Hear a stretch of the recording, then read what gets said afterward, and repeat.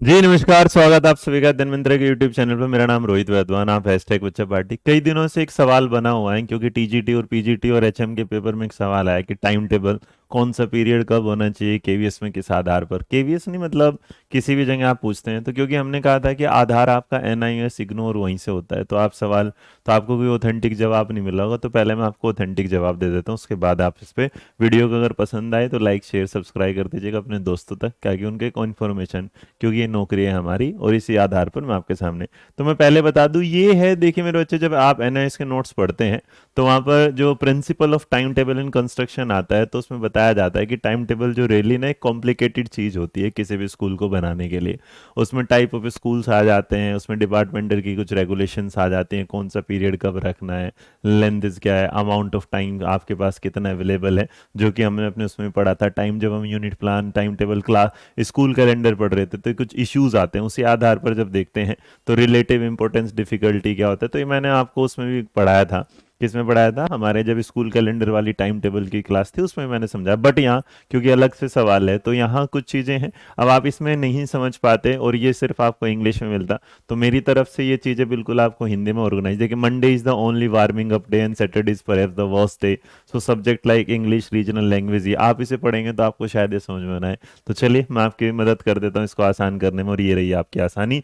यहाँ पर आपके सामने जब आते हैं तो देखिए, टाइम टेबल बिल्कुल आराम से समझिएगा। टाइम टेबल जो मेथड है वो हर भाई स्कूल से एक अपने इसमें सुबह आपके प्रिंसिपल आते हैं, आपके वाइस प्रिंसिपल या क्लास टीचर हैं, स्कूल में जाएंगे, बच्चों को पता चलेगा आज ये वाली क्लास है, इसमें पीरियड। कभी कभी किसी किसी के एक क्लास के दो पीरियड भी हो जाते हैं, कभी कभी वीक में दो सब्जेक्ट हो गए, मतलब एक ही सब्जेक्ट के दो पीरियड हो जाते हैं। तो ये अलग अलग चलता रहता है, नंबर ऑफ पीरियड, कभी सिलेबस पीछे रह जाता है खत्म करना, या आपके साथ हमारे साथ। तो एक तरीके की प्लानिंग है जिसमें आप एक्टिविटीज रखते हैं कि क्लास को कैसे कैसे रखना है सब्जेक्ट को। बट इसको आसानी से समझने के लिए मेरे बच्चे याद रखिए, जब कोई पूछता है कि मैथमेटिक्स एजुकेशन का क्या देखिए, मैथमेटिक्स एक ऐसा सब्जेक्ट है जिसमें दिमाग लगता है।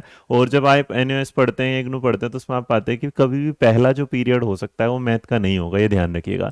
क्योंकि मुश्किल सब्जेक्ट आप शुरुआत नहीं करते और आखिरी में खत्म भी नहीं करते, ये भी ध्यान रख के चलिएगा। तो पहला और अंत में तो हो नहीं सकता। इसी आधार को देखते हुए जो वहाँ पर नोट्स हैं, तो उन्होंने ये फिक्स नहीं किया कि पहला होगा, वो सॉरी, दूसरा होगा तीसरा। तो किसी स्कूल में दूसरा हो जाता है, किसी में तीसरा, लेकिन नॉर्मली अगर आप देखेंगे तो ये दूसरा ही होता है। अब ये स्कूल पर भी डिपेंड करता है, क्योंकि पहला पीरियड क्लास टीचर का होता है तो उसमें हो जाते नहीं। तो यहाँ एक बेसिक चीजें समझिए, अगर कोई पूछेगा मैथ का पीरियड कब होता है, तो उसे फाइनली आप दो मान के चलिए। ऑप्शन में दो और तीन नहीं होगा, या तो दो होगा या ऑप्शन तीन होगा, जैसे एचएम के पेपर में आया था। और इससे पहले ये सवाल कभी आया था सीटेट के एग्जाम में। सीटेट में मैथ पेडागोजी में एक सवाल आया था, 2017 था 2019, मेरे एक्यूरेट ईयर याद नहीं, बट उसमें भी आया था। तो मेरे बच्चे इसलिए कहा जाता, सवाल यहाँ से भी पूछ सकता है कि बताइएगा भाई, टाइम टेबल के अनुसार कौन सा सबसे जो warming day of the, warming up मतलब आप भैया संडे में अपने घर से छुट्टियां बना के आए हैं और पहुंचे हैं यहाँ पर, तो मंडे जो है वार्मिंग डे। और अगर कोई पूछेगा सबसे वर्स्ट डे कौन सा होता है, तो सैटरडे तक आते आते आप क्या है, थक जाते हैं।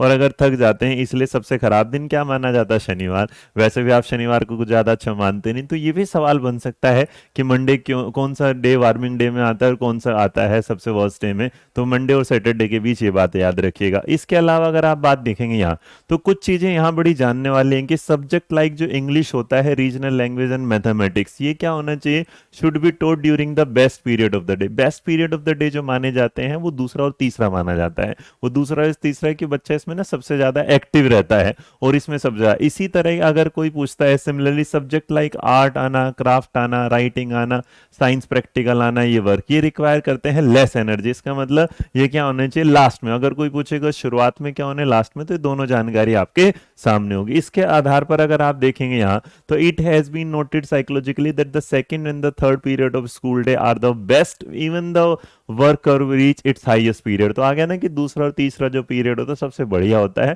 इस दौरान आप सबसे ज्यादा आउटपुट बच्चे से प्राप्त कर सकते हैं। इसीलिए कहा जाता है कि second and the third days of the week are the best when momentum is the highest. तो इसीलिए कहा जाता है पहले दिन में आप छुट्टी बना के जा रहे हैं, संडे से डीले से होंगे, लेकिन उसी आधार पर सेकंड और थर्ड डे में आप सबसे बेस्ट। तो अगर कोई पूछेगा टाइम टेबल के दौरान मंडे टू सैटरडे सबसे बेस्ट डेज में कौन आते हैं, तो याद रखिएगा दूसरा और तीसरा दिन आता है।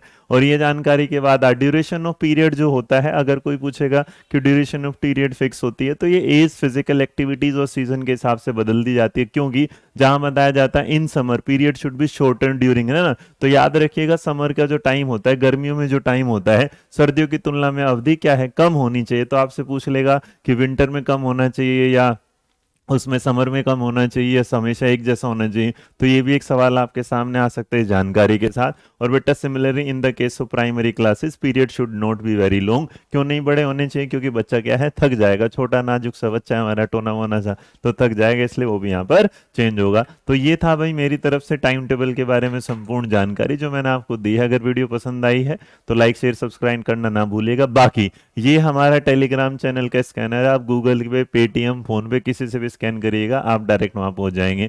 बाकी आप अध्ययन मंत्रा के सोशल मीडिया पे मिल सकते हैं। क्लास पसंद आई है तो लाइक शेयर सब्सक्राइब करना ना भूलें, और खुश रहिए, मुस्कुराते रहिए, और एक बात याद रखिएगा, ये नौकरी हमारी है। आज फिर मिलेंगे शाम को आपसे नई क्लास के साथ, तब तक खुश रहे, मुस्कुराते रहे। जय हिंद।